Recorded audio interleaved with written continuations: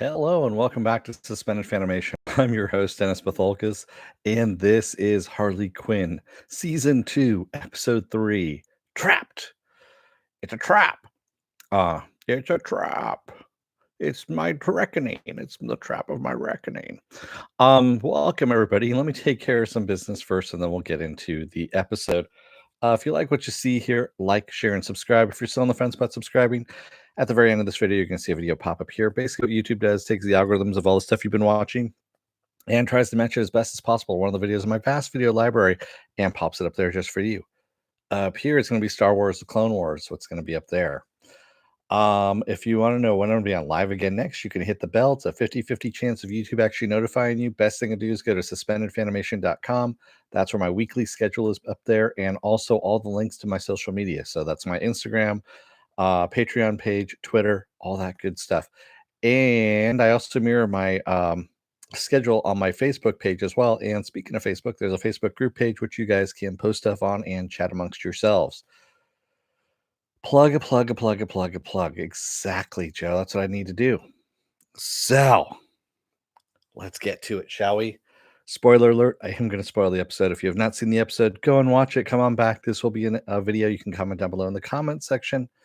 Thank you, Viking Bitch, for the paddle. Thanks. All right. So, we open up with, of course, Harley trying to get at Mr. Freeze. It's surprising how many villains in the Batman universe have doctorate degrees. I know there's jokes about this that have been done before, but Mr. Freeze, Poison Ivy is a doctor as well. Who else is up there? Dr. Psycho, of course. And then we have another character that's introduced in this episode, Dr. Trap. Dr. Trap. And that's actually voiced by Alan Tudyk as well, which I thought was kind of funny. But yes, there are, he basically has been collecting, he's kind of a collector. He has weapons from all the different villains, Riddler, Penguin, and of course Firefly. So the henchmen, Mr. Freeze's henchmen, basically give out the information that the only thing that can actually melt Mr. Freeze's ice quickly is Firefly's gun, which happens to be at a Dr. Trap's museum, which is conveniently the Gotham Modern Art Museum or Museum of Natural History. There we go. So, of course, Harley and because they're pretty much smash and grab is how they are. Excuse me. So they enlist Catwoman. We get the team up of Kite Man with Harley and Poison Ivy with Catwoman. And the Harley and Kite Man team up was actually pretty fucking funny, I have to admit. Just because he wants to pop the question to Poison Ivy again for a second time. And so the reason why he's going along on the heist, because he has a severe phobia of traps. And who doesn't? And of course, there's a diamond there that looks like a leaf, and he wants to get that for the ring. Yeah. And Ivy, in the meantime, is enamored with Catwoman because she thinks she's damn cool. And Catwoman, by the way, is really good at stealing stuff. We see her in the restaurant, just walking through the restaurant, and she's swiping necklaces, earrings, watches, you name it. She is stealing everything. And when she goes in the museum, she's evading traps like it's nothing. She's actually having a full-on conversation with Poison Ivy about why are you hanging out with, why are you now doing team ups? You used to be so much about your own thing.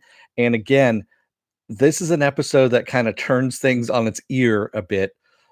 That's again about relationships and growing up, and how when you're younger and you are lone wolfing it, if you will, and going out there and you really don't give a shit. And that's pretty much what Catwoman is. She's still lone wolfing it, whereas Poison Ivy has now found her groove and is actually thinking about settling down with Kite Man at this point.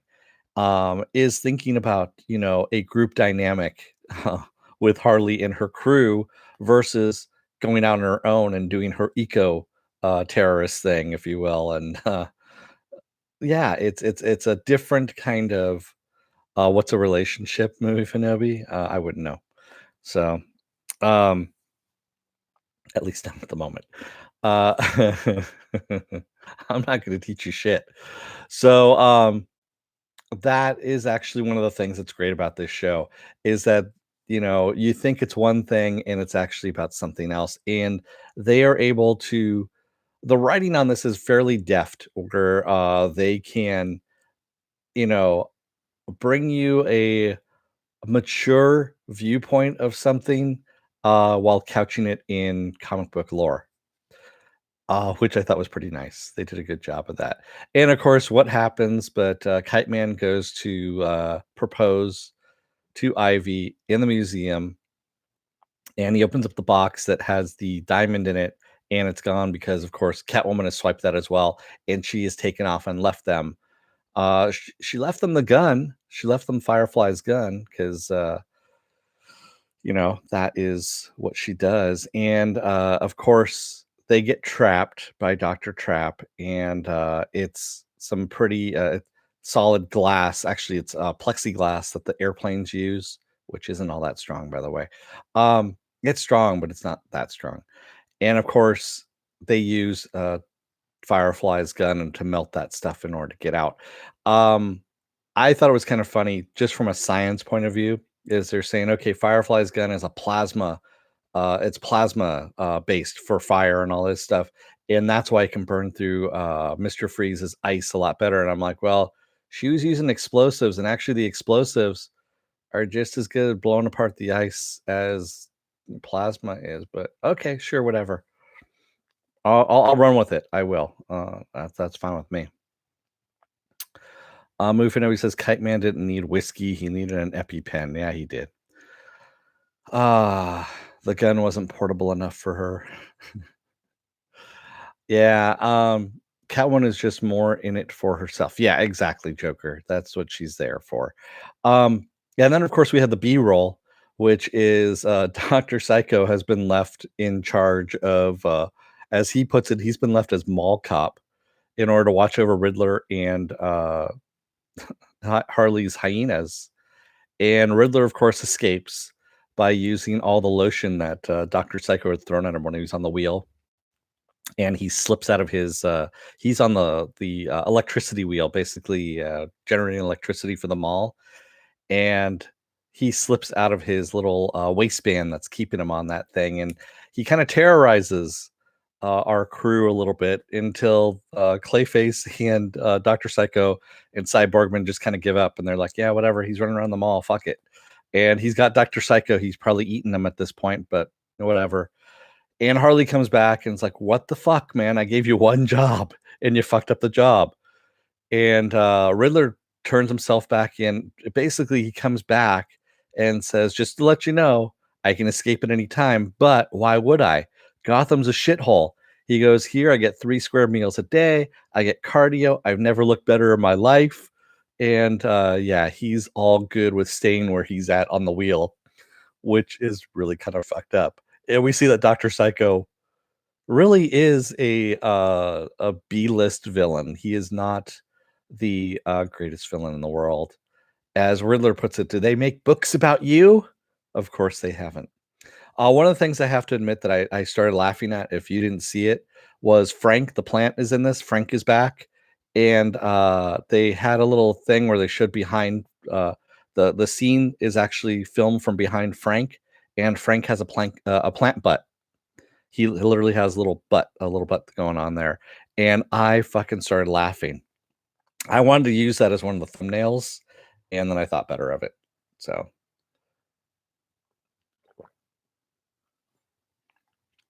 but fun episode, not the greatest episode, of course.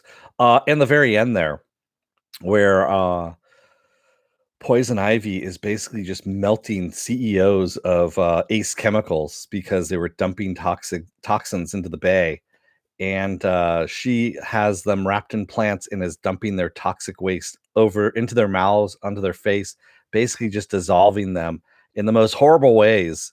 And her and Harley just having a talk as all these CEOs are getting murdered around them. And I love Harley's, like, can I do one?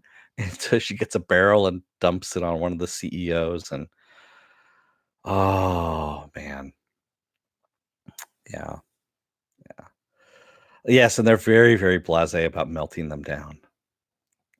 And I liked it. It was a good way. And we also had a little a little maybe a little pretense of things to come with Harley and Poison Ivy kind of holding hands there on the dock and getting a little comfy with each other, which might happen. And then, of course, at the very end, uh, Poison Ivy goes over to Kite Man's place and he's drunk. Just to warn you, I'm pretty drunk. And she comes in and she tells him basically to propose this time around. He's like, all right. He goes, but I can't do it a fourth time. There's no way I could do this. And so he gets down on his knee, and that's where we cut out. So, yeah. Yeah, Ivy getting back to her eco-terrorist roots. Uh, I thought chemical peels were part of the CEO lifestyle. Oh, that's a bad one, Mike. Oh, that's a bad one, movie. Nobody, that's a bad joke. Did you go to Apple Crow for that one? Did you buy that off of him? Because you should get your money back. Save your receipt on that one and get your money back on that joke. Because wow, that's just bad. Maybe you got it from Morks. I don't know. Morks actually has better jokes than that. So it's Apple Crow that has the stinkers.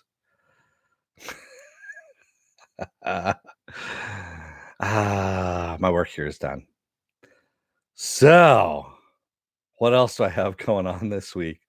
Tomorrow is Saturday morning blast off, and hopefully YouTube holds up enough where I don't have to tape it and I can just do it live and not have glitches and stuff going on and all kinds of weird shit.